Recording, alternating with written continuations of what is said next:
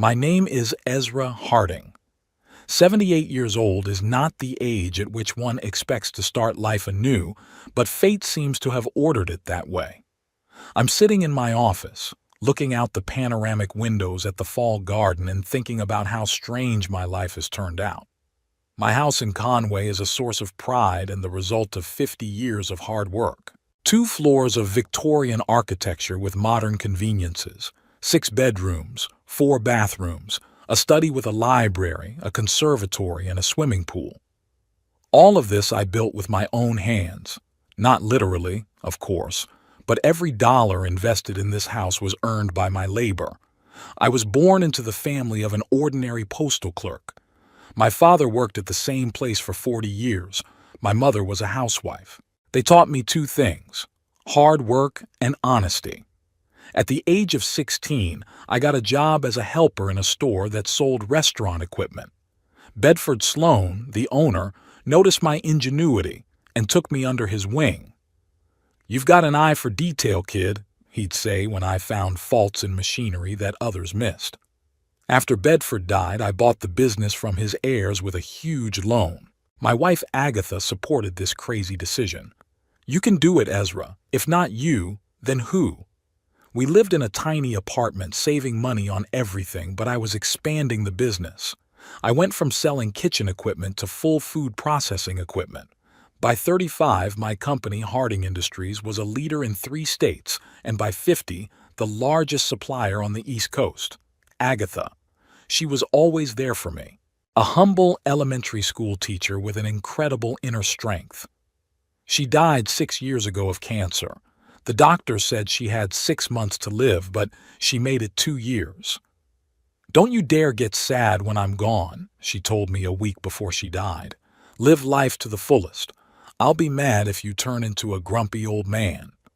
Our only son, Thaddeus, was born when we were in our early 30s. We loved him immensely, perhaps too much. I never forced him to work the way I worked myself. I paid for the best college, helped him with his first home, put him in a management position in my company even though he had no idea what business was all about. Agatha warned me, "You're doing him a disservice, Ezra." She was right. Thaddeus married Octavia Frost when he was 28, a beautiful woman with ambition beyond her abilities. They met at a charity event where I bought tickets for the whole family. Octavia was the organizer, and I immediately noticed her eyeing my suit and watch appraisingly. But Thaddeus was fascinated, and I kept quiet. Looking back now, I can see how their attitudes toward me changed after Agatha's death. At first it was little things: forgotten calls on birthdays, last-minute canceled visits, condescending smiles when I shared my thoughts on business. Then things got more blatant. My home became an object of their lust. Each visit began with a tour of the rooms and comments on what should have been changed.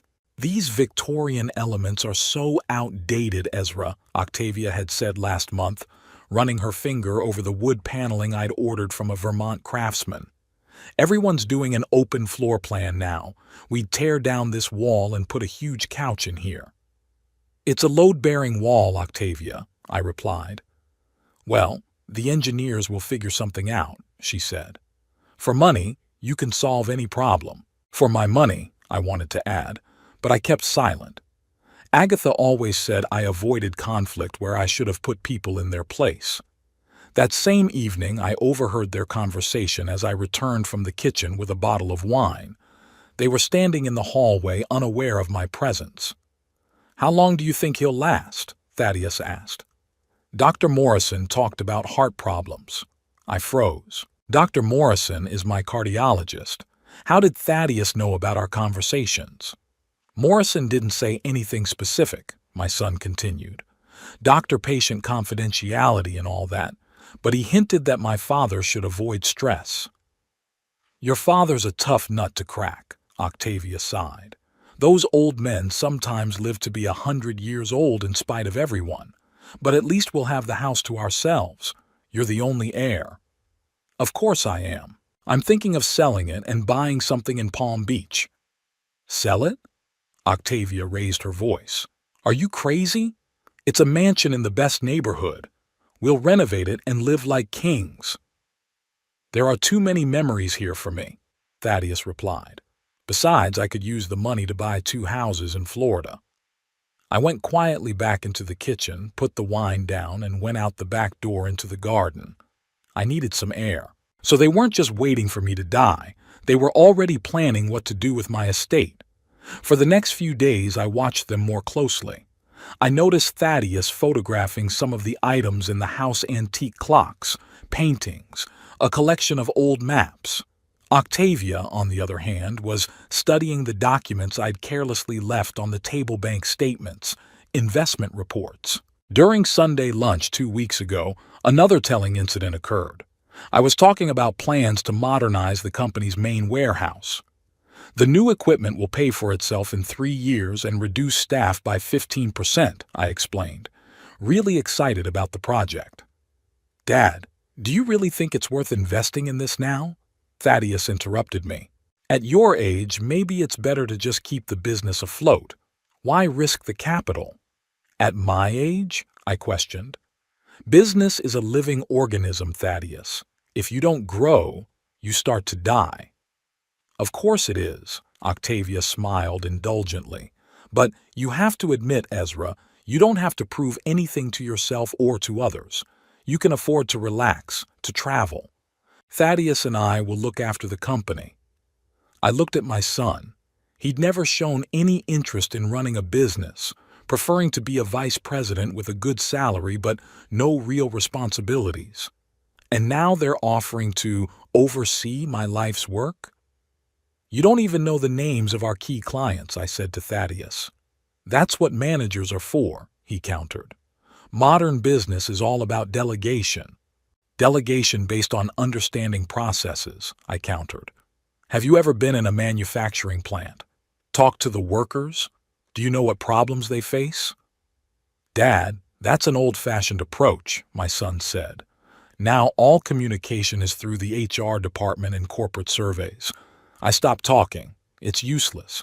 He sees only the money the company brings in, but not the people and processes behind them. After lunch, I went into my office and pulled out my will folder. According to the document drawn up while Agatha was still alive, Thaddeus really did get everything: the house, the company, the investments. My wife and I had thought it was natural. He was our only child. But now, for the first time, I wondered if he deserved it.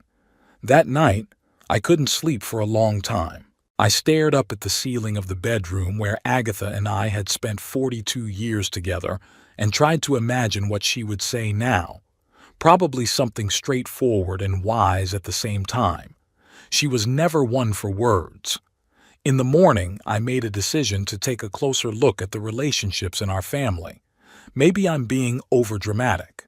Perhaps Thaddeus and Octavia just don't realize how their words and actions look from the outside. I should give them a chance. But the more I watched, the clearer I saw the unsightly picture. They only called when they needed something. They came to visit to use the pool or show off their luxurious home to their friends. My grandchildren, twins Ethan and Iris, 12 years old, came unwillingly, compulsively, and spent all their time tucked away on their phones. "Grandpa's so boring," I heard Iris say one day when she thought I was in the other room. "He's always talking about his old cars and details." "Mom says we just have to put up with him a little longer," Ethan replied. "When he dies, we'll move into this house and you'll have the biggest room in the school." Their words hurt more than I could have imagined. It wasn't the kids' own fault. They were only reflecting what they heard from their parents. I was sitting on the veranda last night when Thaddeus and Octavia arrived, unannounced as usual. They brought some interior designer, a tall man with perfectly styled hair. "Papa, meet Lorenzo," Octavia chirped. "He's agreed to take a look at the house and give some tips on updating it." "Renovation?" I questioned. "Well, yes," she continued nonchalantly. "Some of the elements are so outdated. Lorenzo specializes in transforming historic homes for modern living." I watched as they took a stranger around my house, pointing out items that would need to be removed, discussing which walls to tear down. All this in my presence as if I were already a ghost, invisible and inaudible. "And these old photographs," Octavia said, pointing to a wall of family photos, including portraits of Agatha, "they'll have to go somewhere. They don't fit the concept." "This is my house," I finally said quietly. They turned around as if surprised that I was still here. "Of course, Dad," Thaddeus smiled indulgently. "We're just planning for the future. Foresight is an important quality in business. You taught me that yourself." "Planning for my future without me?" "Don't be dramatic, Ezra," Octavia rolled her eyes. "We want what's best. This house could be turned into a real gem." "It's already a gem," I said, "and it will stay that way as long as I live." They exchanged glances, the kind of condescending glances reserved for a cranky child or a senile old man. When they finally left, I sat in my office for a long time, looking at Agatha's picture. "You were right about him," I whispered. "And about me, too." I pulled out the lawyer's business card I kept in my desk drawer. Time to think about the future, my future, and who really deserves the fruits of my labor. Today, I decided to visit my grandchildren. It had been a week since Thaddeus and Octavia's unpleasant visit with their designer, and I hoped that spending time with Ethan and Iris would lift my spirits a little. Despite the overheard conversation, I still believed it was still possible to awaken a sincere attitude in children. Maybe I was just too old-fashioned and didn't understand today's teenagers. Their house was 20 minutes away from mine, a large modern mansion in an upscale neighborhood. I bought it for their 10th wedding anniversary when the company posted record profits. I remember Octavia choosing between 3 houses, and I went for the most expensive one, even though Agatha thought it was unnecessary. "You're spoiling them, Ezra," she said. "They should make their own success." But I wanted my son to have everything I didn't have when I was his age. I realize now that I've deprived him of an important lesson in overcoming adversity and the value of hard work. As I pulled up to the house, I noticed 3 cars in the driveway: Octavia's SUV, Thaddeus's sports car, and an unfamiliar sedan. Apparently, they had company. I wondered if I should postpone the visit, but I decided to call anyway. I'd warned them ahead of time. Octavia opened the door, and a shadow of irritation flickered across her face, quickly replaced by a strained smile. "Ezra, we completely forgot you were going to stop by." There were 4 people sitting in the living room with glasses of wine Thaddeus and 3 strangers in business suits. Some papers were spread out on the coffee table. "Dad," Thaddeus came up to me, but he didn't hug me, just touched my shoulder lightly. "We're discussing a project. Do you mind waiting in the study? The kids are upstairs, so you can talk to them for a while." I nodded and went up to the 2nd floor. Ethan's room was empty, and there was music coming from Iris's room. I knocked, but there was no answer. I knocked louder. "Who's there?" my granddaughter asked irritably. "It's Grandpa," I answered. The door opened, and I saw Iris with headphones around her neck. Behind her, on the bed, sat Ethan, staring at his tablet. "Oh, hi," she said without much enthusiasm. "Mom didn't tell me you were coming." "I warned her last week," I replied, walking into the room. "How are you guys doing? How's school?" "Fine," Iris shrugged. "Uh-huh," Ethan mumbled, keeping his eyes on the screen. I sat down on the edge of the chair and looked around. Iris's room was decorated in light colors, with many posters of music bands on the walls. On the shelves were the expensive dolls Agatha and I had given her every Christmas. Now they were covered in a light layer of dust. I thought maybe we could go to that science museum that opened recently. I suggested it. "There's an interactive exhibit about space." "A museum?" Iris grimaced. "That's so boring. Besides, we have plans with friends today." "Yes, we were going to the mall," Ethan added, finally looking up from his tablet. "A new game store opened there." "Maybe next time?" I asked, without much hope. "Maybe," Iris answered uncertainly. There was an awkward pause. I tried to think of something to talk about, but I felt hopelessly disconnected from their world. "What are you doing at school now?" I asked. "Stuff," Ethan sighed. "Grandpa, is it true that you are going to renovate your old house?" This question took me by surprise. "Why would you think that?" "Mom told me that you and Dad were discussing renovations to make the house more modern," Iris explained. "She said we'd be able to have pool parties there soon." I felt anger rising inside me, but I tried to stay calm. "I don't have any plans to renovate," I answered in a steady voice. "And I don't remember discussing pool parties with your father." "Well, you will soon enough," Iris shrugged. "Mom's already shown us pictures of what it's going to look like. My room will be overlooking the garden." "Your room?" I asked. "Well, yes, when we move in," Ethan said, as if it were a matter of course. "Dad says there's no point in leaving such a big house empty when you—" Well, he hesitated, but Iris finished for him. "When you're too old to take care of it." I looked at my grandchildren and didn't recognize them. Where were those sweet kids I used to take fishing? The ones I read books to before bedtime? Who hugged me every time I came over? "I don't plan on being too old yet," I said, standing up. "And my house doesn't need new owners." The children's faces stretched in surprise. Apparently they hadn't expected such a reaction from their usually docile grandfather. "We're just repeating what our parents say," Ethan muttered, clearly embarrassed. "That's exactly the problem," I said, heading for the door. "You're not thinking with your head." When I got downstairs, I found that the business meeting was over and the strangers had left. Thaddeus and Octavia were sitting in the living room. "Leaving already?" Octavia asked with ill-concealed relief. "Are the kids doing something?" "They're going to the mall," I answered. "But before that they told me about your plans for my house." Thaddeus and Octavia exchanged quick glances. "Dad, you misunderstood," Thaddeus began. "We were just discussing hypotheticals. Planning for the future is fine. Planning my future without me is disrespectful," I said firmly. "And teaching your kids that they can control other people's property is disrespectful." "Ezra, don't be so dramatic," Octavia sighed. "We just want to be ready to help you when the time comes. At your age—" "At my age," I interrupted, "people are still capable of making their own decisions. And I've decided that I want you to stop sharing my skin while I'm alive." With those words, I headed for the exit. Thaddeus caught up with me at the door. "Dad, wait.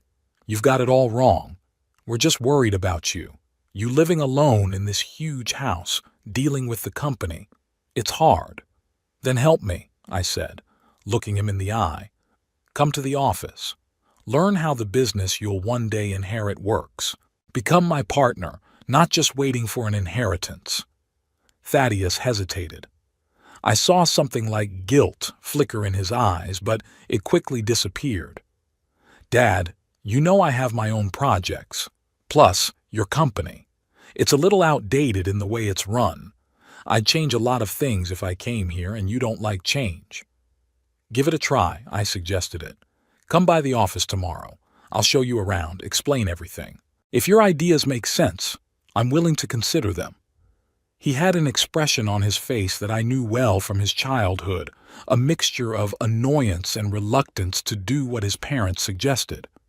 "I have an important meeting tomorrow," he replied. "Maybe next week." "Then any day next week," I insisted. "You choose." "I'll look at my calendar and let you know," Thaddeus replied evasively. We both knew he wouldn't call. Already in the car, I felt tired, not physically, but emotionally. I drove home and thought about how everything had gone wrong. Where had I gone wrong with my parenting? When did Thaddeus turn into a man who's just waiting for me to die so he can get his inheritance? At home, I dialed the number of Winston Price, my old friend and business partner.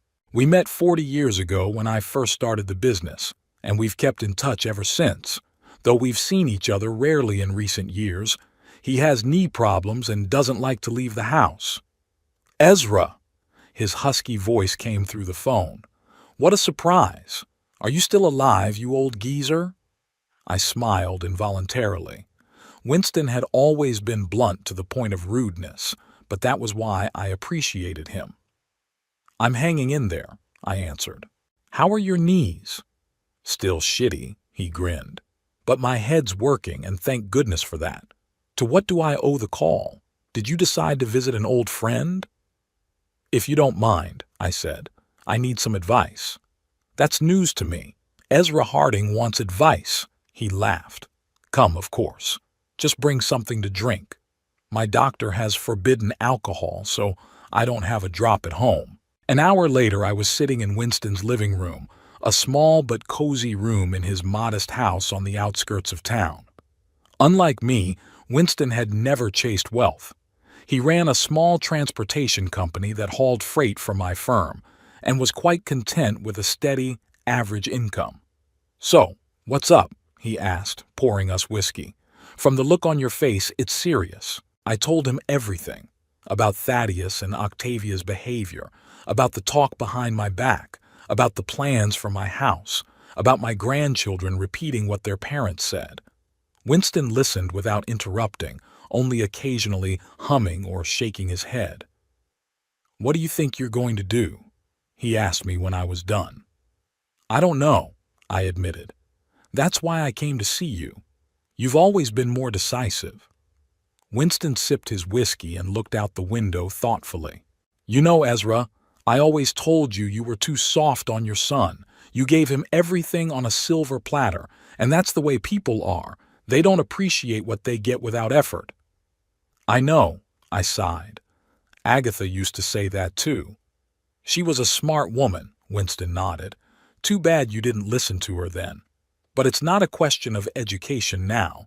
Thaddeus is 50 years old and you can't re-educate him. It's about what you do with what you've got." "What's that?" "Your son and his wife are clearly expecting an inheritance. They've already planned how they're going to spend your money and how they're going to use your house. The question is, do they deserve it?" I remained silent, twirling my whiskey glass in my hands. "Listen," Winston continued, "I've known you almost all my life. You're an honest man who always pays his bills. Now suppose Thaddeus is the bill life has given you. You've already paid it. You've given him an education, a home, a job. You've done your duty as a parent. Now you're free to decide what to do with your fortune." "But he's my only son," I objected. "Who else should I leave my inheritance to?" Winston smiled slyly. "Who says you have to leave it to someone else in the family? It's your money, your house, your business. You can dispose of it however you want." "What do you mean?" "Well, for example, you have employees who really appreciate the company and understand how it works, right? Maybe someone who deserves it more than Thaddeus," I wondered. The image of Willow Nightingale, my deputy who had been with the company for 20 years, came to mind. He'd started out as a technician and had risen to a management position solely because of his talent and hard work. Willow understood business as well as I did, maybe even better. "There is one person," I said slowly. "Willow Nightingale. He could run the company as well as I could. You see?" Winston slapped his palm on the arm of his chair. "You have options. You don't have to follow tradition and leave everything to your son just because he's your son, especially if he doesn't appreciate what he gets." "Thaddeus will be furious," I pointed out. "Do you care?" Winston shrugged. "You're not watching that rage from the other side of the world. Besides, if he loves you only for the inheritance, it's not true love. If he loves you for real, he'll forgive you." I was silent, thinking about his words. There was truth in them, though bitter. "You know," Winston went on, "when my Eleanor died, I rethought a lot of things. Life is too short to waste it on people who don't appreciate you. Surround yourself with people who see you as a person, not as a wallet or a burden." "That's easy to say," I sighed, "but this is my family." "Family isn't just blood," Winston countered. "Family is the people who treat you with love and respect. Think about that, Ezra. And also," he paused, "don't wait too long to make a decision. At our age, time is our most precious resource. We talked for a few more hours. Winston talked about his children, his 3 daughters who had moved to different cities but called and visited regularly, about his grandchildren who sent him drawings and letters, about how he divided his small fortune among them while he was still alive, leaving only the bare minimum for himself. "I saw their joy," he said.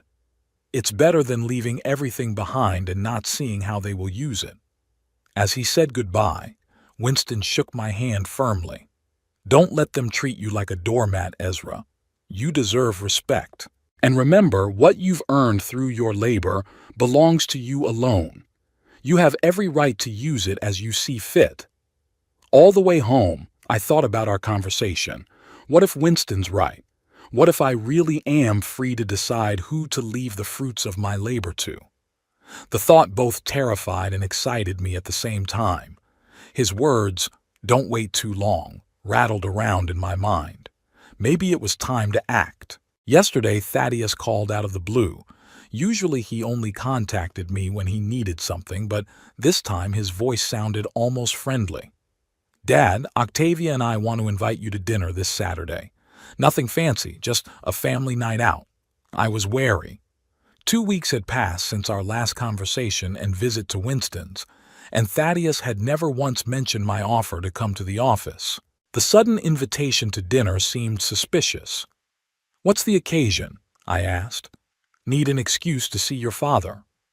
There was a hint of irritation in his voice. "Octavia thinks we should hang out more as a family. There will be children, no strangers." "Okay," I agreed after a pause. "What time?" 7 o'clock. "And Dad?" He hesitated for a second. "I want to discuss something important about the company. That's it." I was right.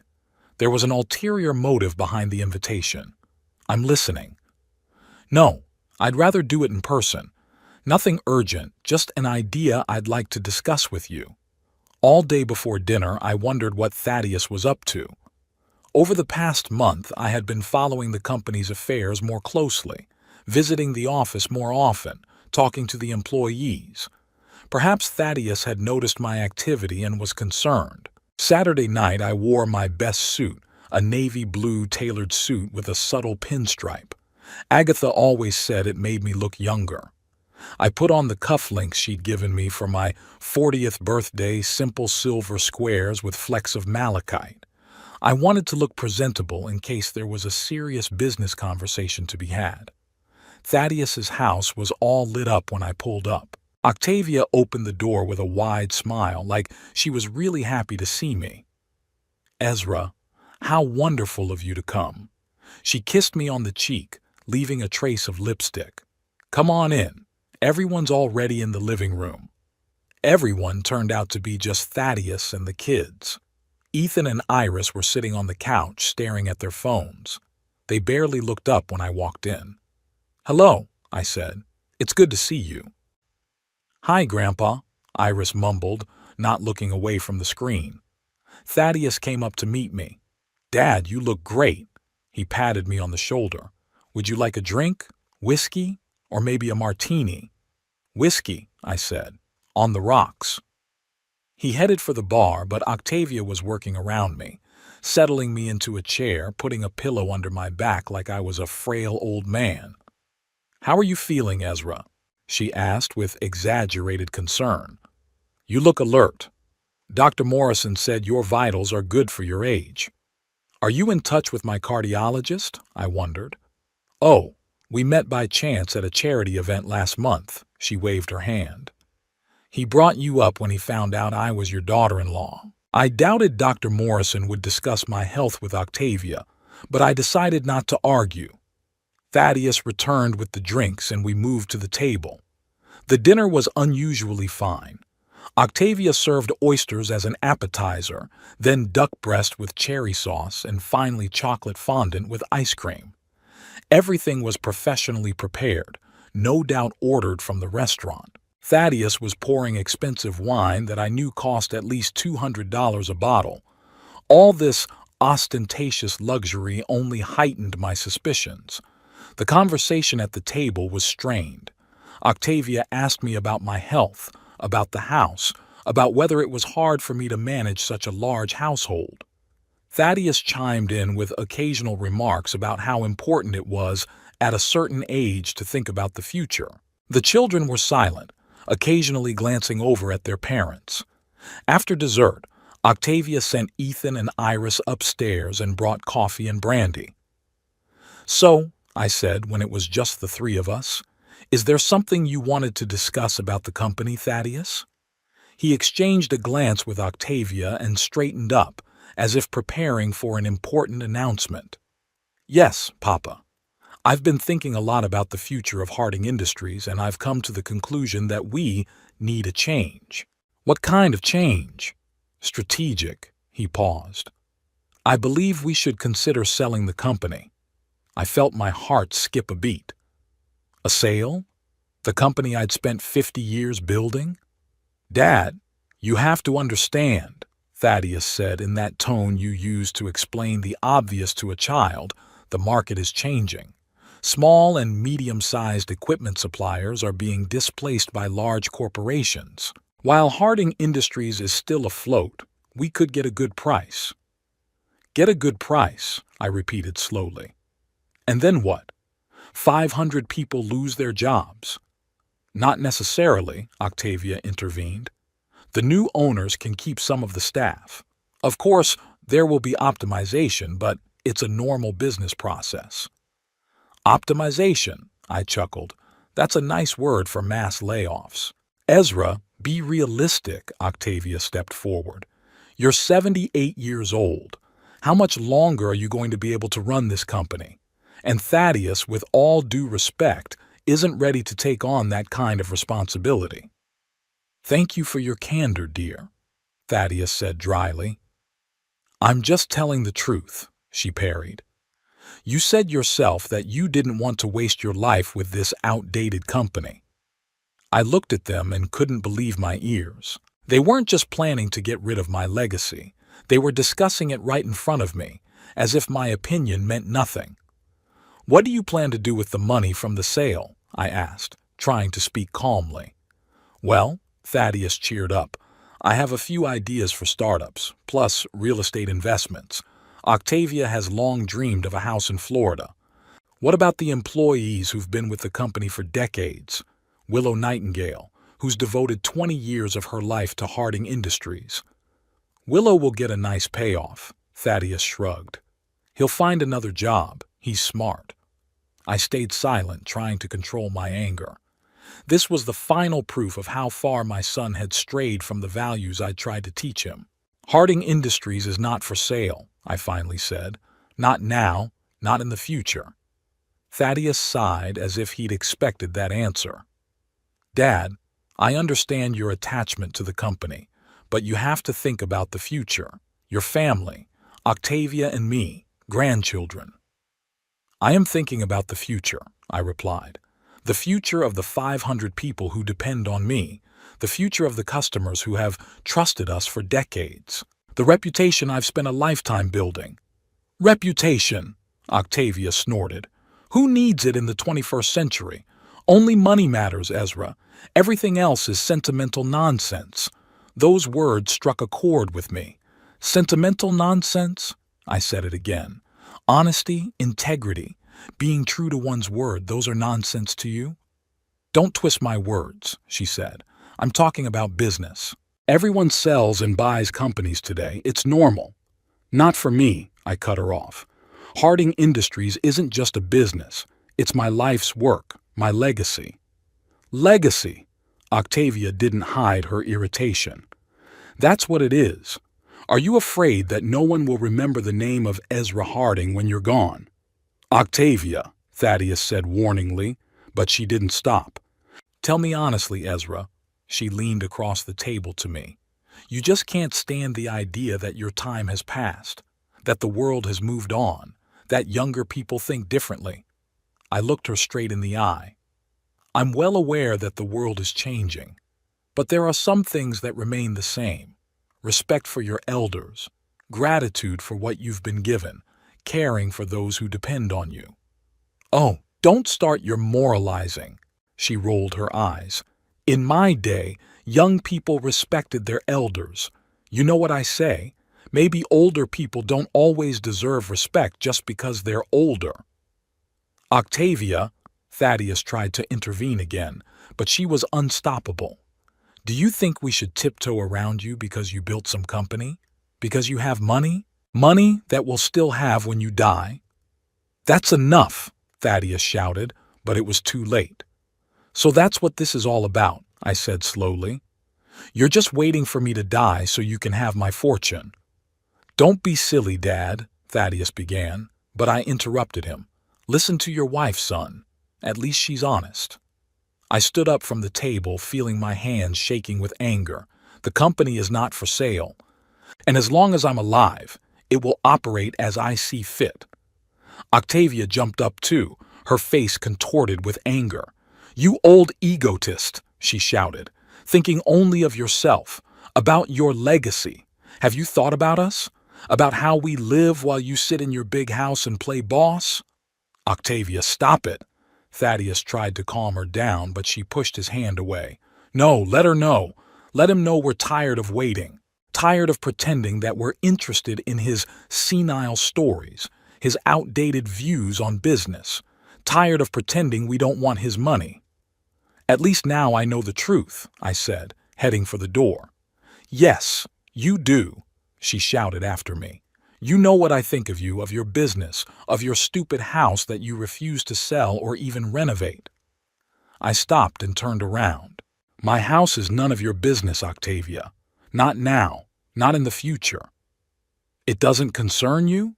She laughed a high, almost hysterical laugh. Who do you think will live in it when you're gone?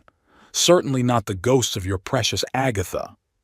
The mention of my late wife's name was the last straw. I felt a wave of rage rise up inside me that I had never felt before. You will never live in my house, I said quietly but firmly. Never. Octavia stepped close to me, her face contorted with anger. Don't be so sure of that, old man. Thaddeus is your only heir. Everything you have will be ours. And the first thing we'll do is tear down those ugly Victorian panels and throw away all those dusty pictures. I looked at her and didn't recognize the woman who had been married to my son for 20 years. Had she always been like this and I just hadn't noticed? You're wrong, Octavia, I said. I can change my will at any time. And believe me, after tonight I have every reason to do so. For a moment there was fear in her eyes, but then she laughed again. To whom would you leave your fortune? You have no one but us. To your cats? Or maybe to that pathetic sycophant Willow? It's my business, I said, and I'll solve it without your advice. She swung around and slapped me across the face. The slap was sudden and hard, I even staggered. Octavia! Thaddeus shouted, but there was more surprise than outrage in his voice. I pressed my palm to my burning cheek and looked at my son. He stood to the side, not moving from his seat, not trying to intervene. And then, and this was the worst part, he grinned. A short, barely noticeable grin, but I saw it. My own son was laughing at his wife hitting his father. At that moment, something snapped inside me. The last thread connecting me to these people I inertially continued to think of as family. You're laughing, I said, looking at Thaddeus. Your wife beats your father and you're laughing. Dad, I didn't, he started, but I held up my hand, stopping him. Don't bother. I got it. I turned and walked out of the room, out of the house without looking back. They yelled something after me, but I didn't listen. Getting in my car, I just sat there for a few minutes without starting the engine, trying to realize what had happened. My daughter-in-law slapped me. My son laughed at me, all because of money. Money I had earned with my labor, my sweat, my sleepless nights, the risks I took when they weren't even born yet. I started the car and drove home, feeling strangely calm. The decision I'd been putting off for weeks now seemed crystal clear. No more doubts, no more internal struggle. The next morning I called Marcus Brinksley, my lawyer. It was a Sunday afternoon, but the case was urgent. Marcus, "I apologize for disturbing you on your day off," I said when he answered, "but I need to change my will right away." "Is something wrong, Ezra?" There was concern in his voice. Marcus had known me for almost 30 years and understood that I wouldn't call him on a Sunday without a good reason. "Let's just say I finally saw the true colors of some of my family members," I answered. "Can I come to your place tomorrow morning?" "Sure. I'll be in the office at 9. The next day I was at his place exactly at the appointed time. Marcus met me in his office, a spacious room overlooking the city park. He was about 15 years younger than me, but he was already starting to gray. We'd met when he was still an aspiring lawyer, and we'd trusted each other ever since. "So, Ezra," he said when we sat down, "what can I do for you?" I told him everything: the conversation with Winston, Thaddeus, and Octavia's behavior, the unfortunate dinner, and the slap. He listened attentively, sometimes making notes. "I want to change the will completely," I said when I had finished. "Thaddeus must not get the company or the house." "I understand," Marcus nodded. "But do you realize that would cause a serious conflict? Thaddeus could contest the will, claiming you were incapacitated or coerced." "Let him try," I shrugged. "You know I'm of sound mind, and there are plenty of witnesses to my sanity. The company employees, the clients I meet with weekly." "Okay," he made another note. "Who do you want to leave your assets to?"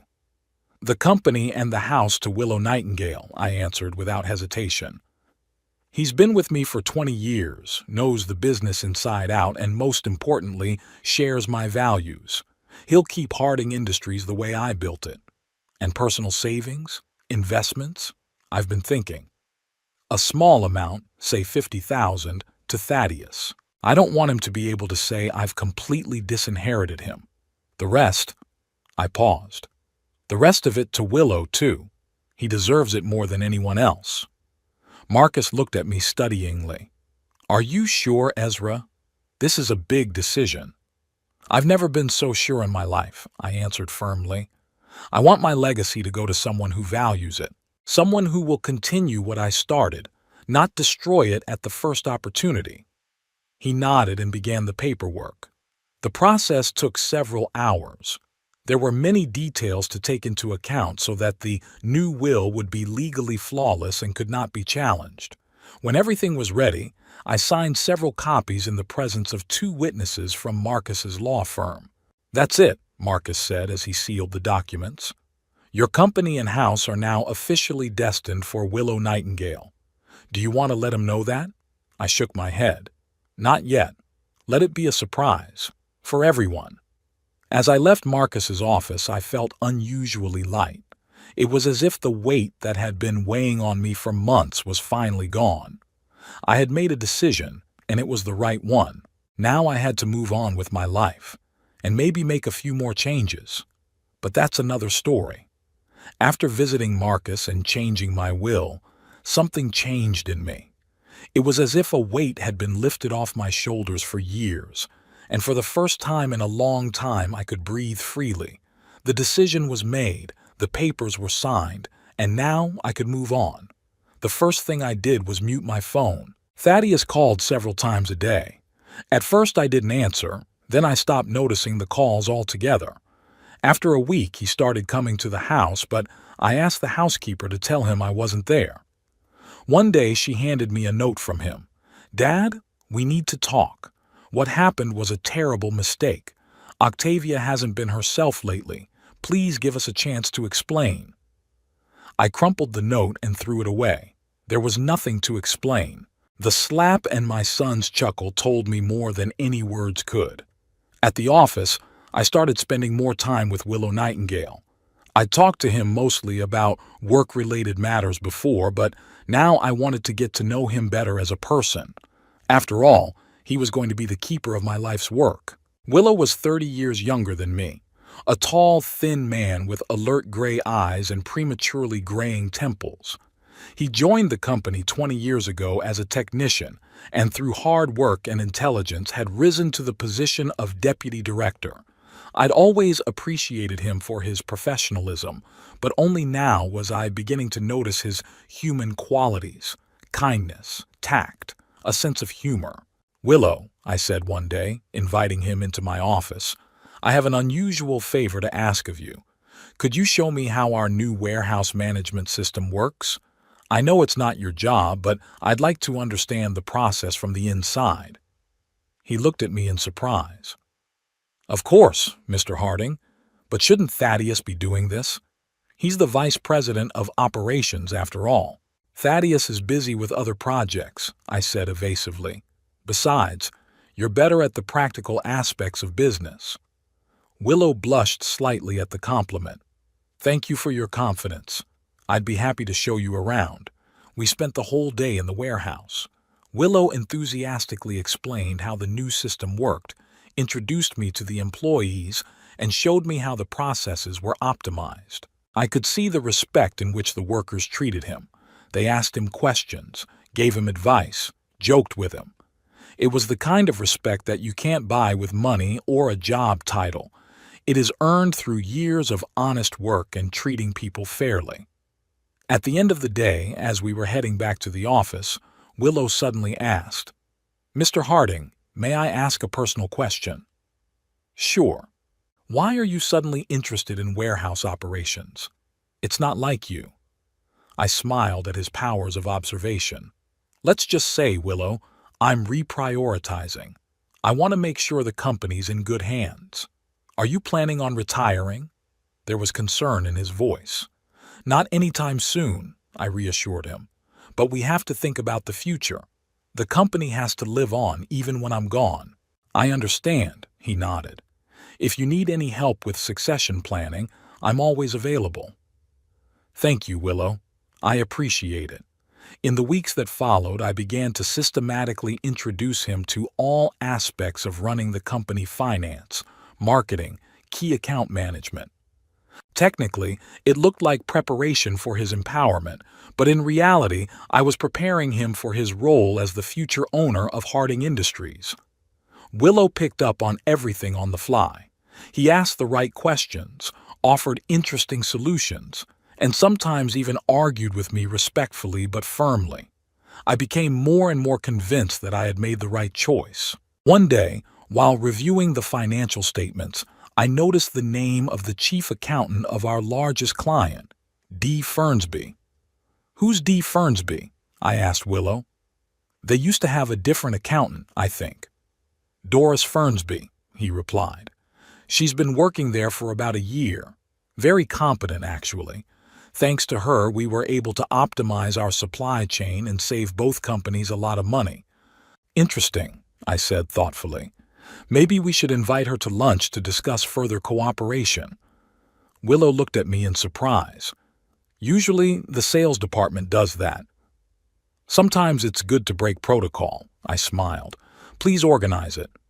2 days later, I was sitting in a restaurant across from Doris Fernsby, an elegant woman of my age with short gray hair and lively brown eyes.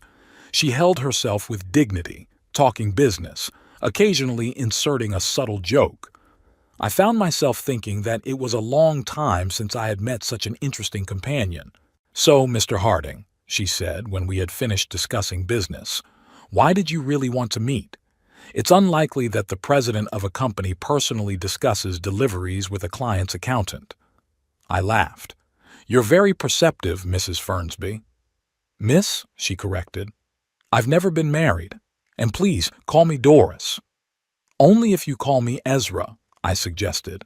"As for your question, I confess, I just wanted to meet the man who's managed to optimize our partnership so intelligently." "Flattery doesn't suit you, Ezra," she smiled. "But I'll take the compliment." We talked for another 2 hours, forgetting about the business part of the meeting.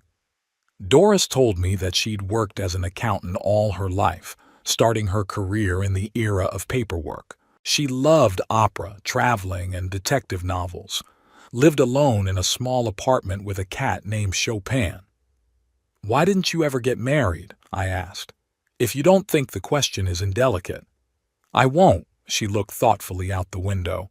"I just never met someone I wanted to spend my life with. I was in love a couple times, but it didn't work out. And then work, career. You know how it is. I know. I nodded.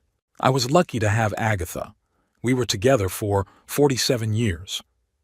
How long ago did she leave? 6 years ago. Cancer.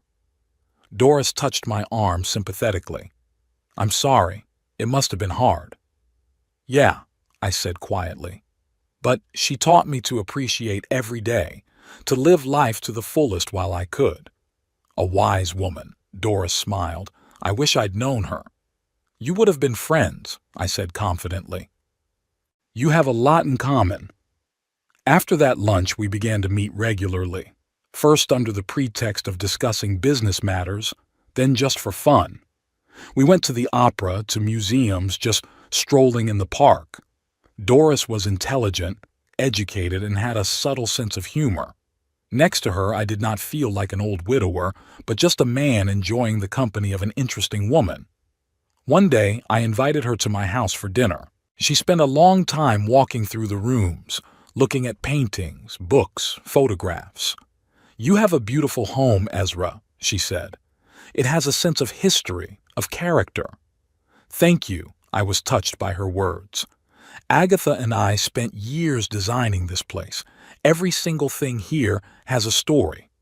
You can feel it, she nodded. A house that is lived in, not just existed in. Over dinner, I told her about the conflict with my son and daughter-in-law, the slap, my decision to change my will. I don't know why I decided to share it. Perhaps I just needed understanding.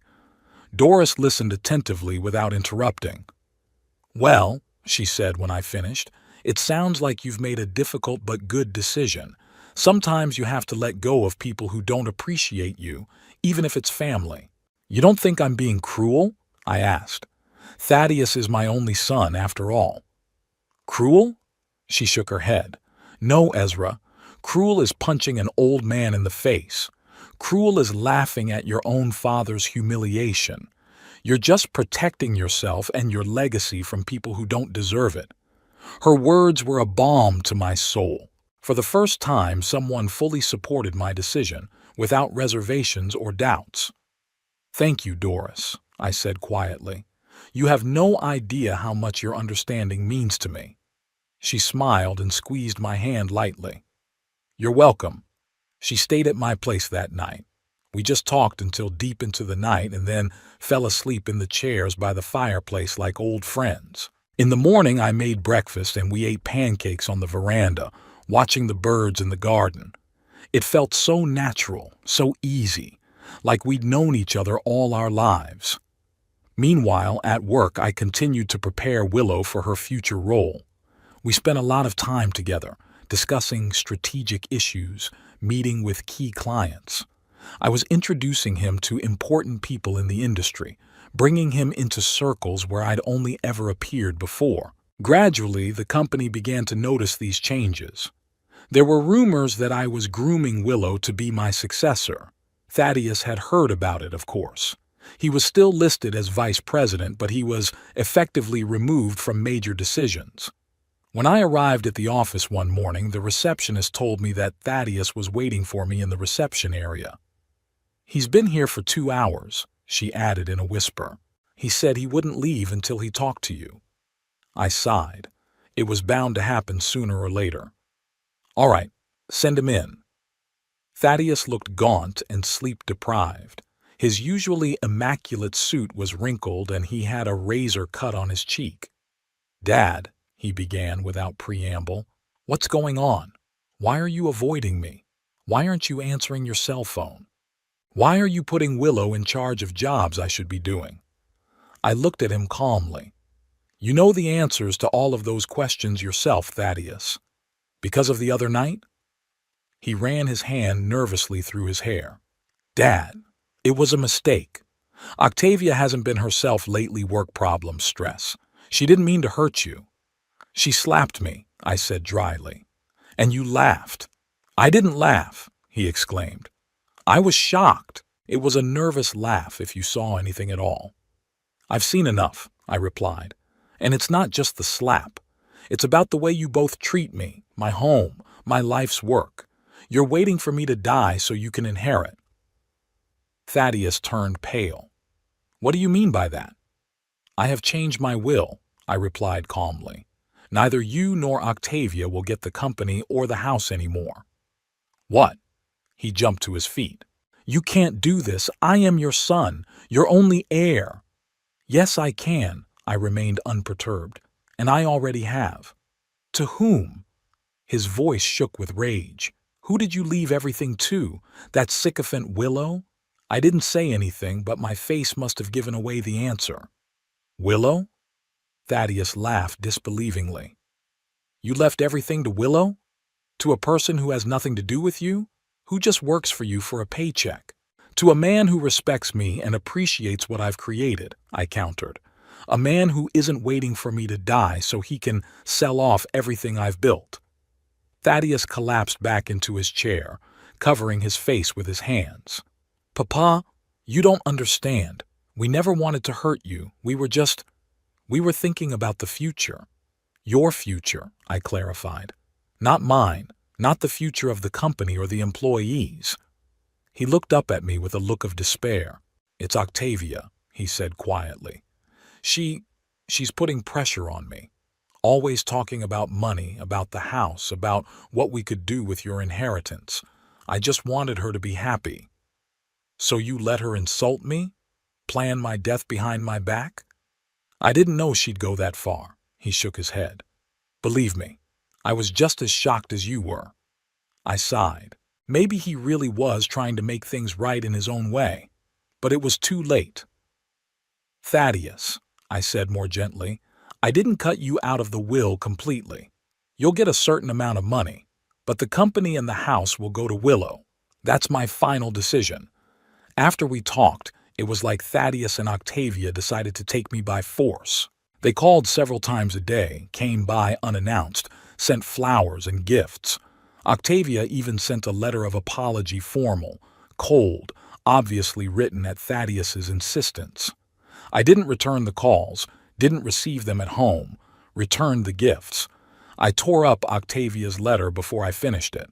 They had made their choice long ago, and now, when they learned of the new will, they were trying their best to recover their lost inheritance. But it was too late. One day, they caught me outside my office. I was leaving after a day of work, and suddenly I saw them standing by my car. Octavia was dressed modestly, without her usual provocative makeup. Thaddeus was holding some kind of package. "Dad," he began, stepping forward, "we just want to talk. 5 minutes, no more." I sighed. It was bound to happen sooner or later. 5 minutes, I agreed. "Here, in the parking lot." "Mr. Harding," Octavia stepped forward, "I want to personally apologize for my behavior. It was inexcusable.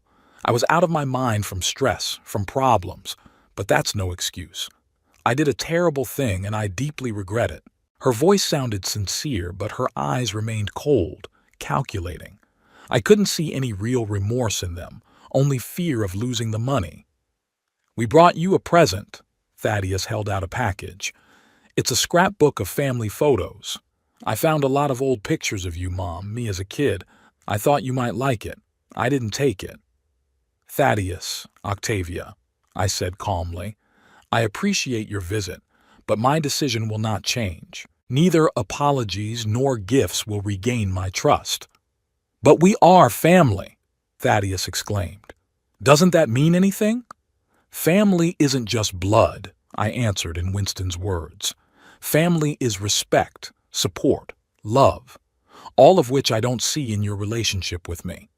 It's been 6 months since I changed my will, 6 months of a new life with no room for the old frustrations and resentments. I was fully immersed in my work with Willow, preparing him for his future role as owner of the company, and in my relationship with Doris, which was growing deeper and more meaningful every day.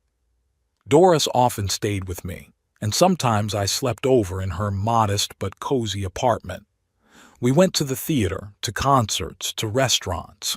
We traveled on weekends to neighboring towns, discovering small museums and galleries that are not written about in guidebooks. I felt younger and happier than I had in all the years since Agatha's death. Thaddeus and Octavia never gave up trying to win back my affection. They called regularly, sent gifts, tried to arrange chance meetings. But I remained adamant. The wound inflicted by them was too deep to be healed by apologies and gifts. My 80th birthday was approaching. I'd never given it much thought, but Doris insisted on celebrating it properly. 80 years isn't just an anniversary, Ezra, she said. It's a milestone. Not everyone can live to be that age in good health and good judgment. I agreed to a small reception, but on one condition: I wanted to use the occasion to make my decision about the inheritance official. No more secrecy and mystery. Let everyone know who gets Harding Industries and my house. Are you sure? Doris asked me when I shared this plan with her. It might spoil the party. On the contrary, I replied. It will free me from the last shackles of the past. I want to start my 9th decade without the burden of unspoken words. She nodded understandingly. In that case, you need to plan everything so that no one can ruin your day, including Thaddeus and Octavia. We worked out a detailed plan. The reception was to be held at my house on Saturday, from lunchtime until late afternoon. There would be few guests, just my closest friends, co-workers, Willow and his wife, and of course Thaddeus and his family. After dinner, when everyone was in a good mood, I planned to make an announcement. I called Thaddeus a week before the event. "Hi, son," I said when he picked up the phone. "I'm having a reception next Saturday in honor of my 80th birthday. I'd love to see you, Octavia, and the kids." There was silence on the other end of the line. Apparently, my call had taken him by surprise. He was usually the one who initiated communication in the last few months. "Of course, Dad," he finally answered. "We'll definitely come. Do you need anything?" "Just good cheer," I said.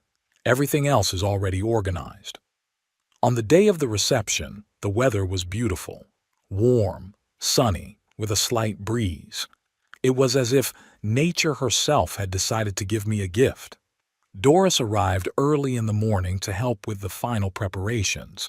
She wore an elegant navy blue dress that emphasized her slender figure and a simple pearl necklace. I thought she looked majestic, like a queen, confident in her position and in no need of ostentatious luxury.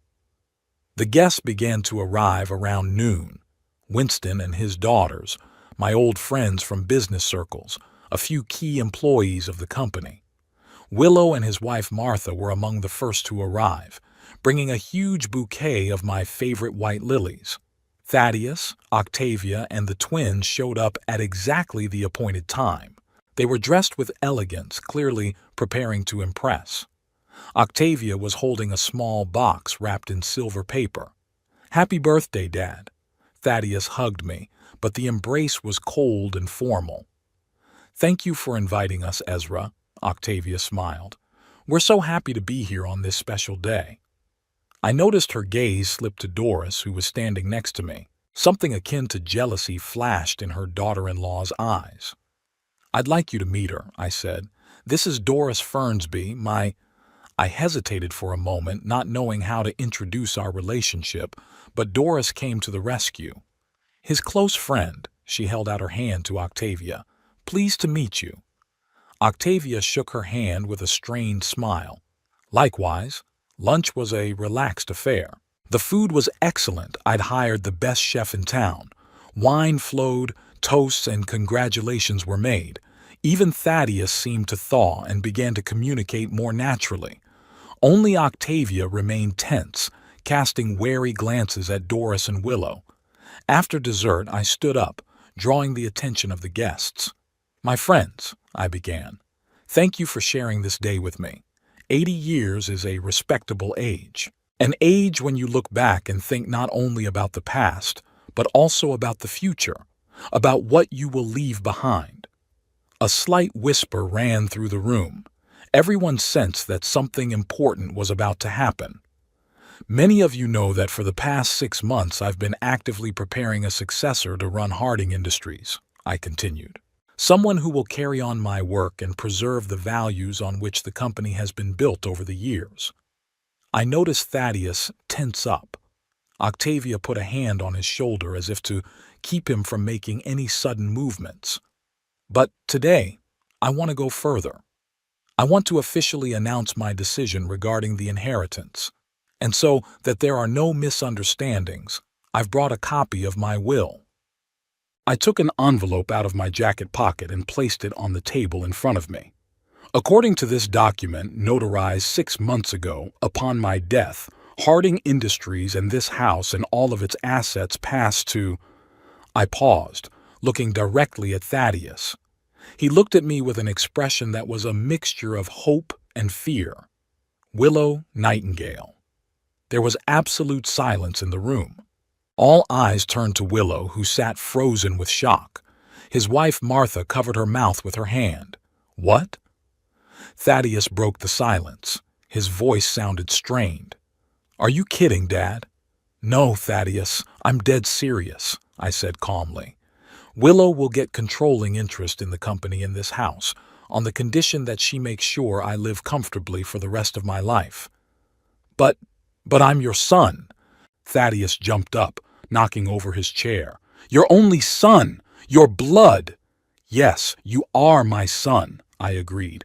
And that's why you'll get $50,000 and a monthly allowance of $3,000. That's enough to live on, but not enough to destroy what I've spent my life building. You can't do that, Octavia screamed, jumping up beside her husband. It's against the law. It's perfectly legal, I remained calm. I am of sound mind, as everyone here can attest. I have every right to dispose of my property as I see fit. But why? Thaddeus looked at me with genuine incomprehension. Why Willow? Why not me? I sighed. It was time for full honesty.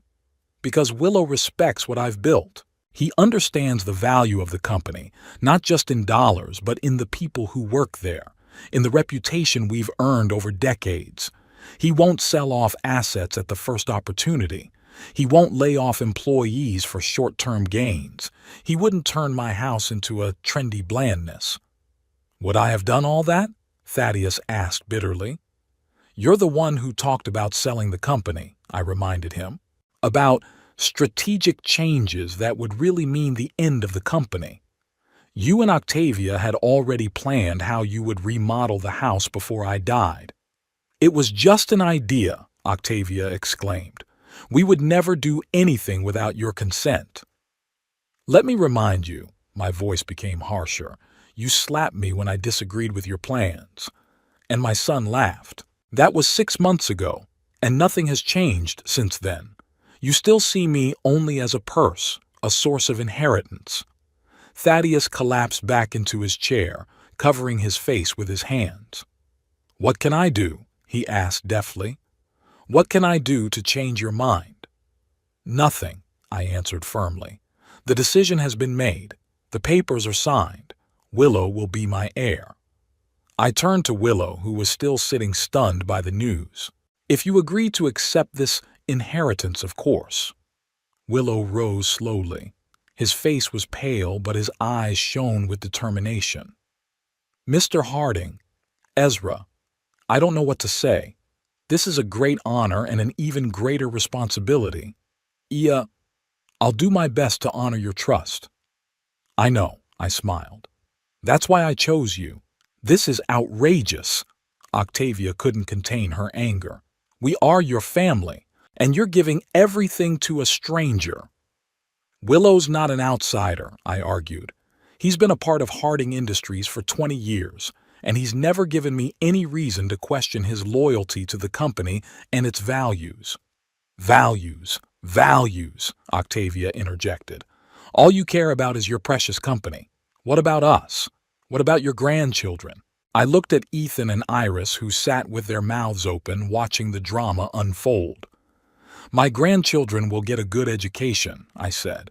I've already set up trust funds in their names. The money will be available when they turn 25, and only for education or starting their own business. Not for new cars or designer clothes. You have no right to decide how we raise our children, Octavia exclaimed.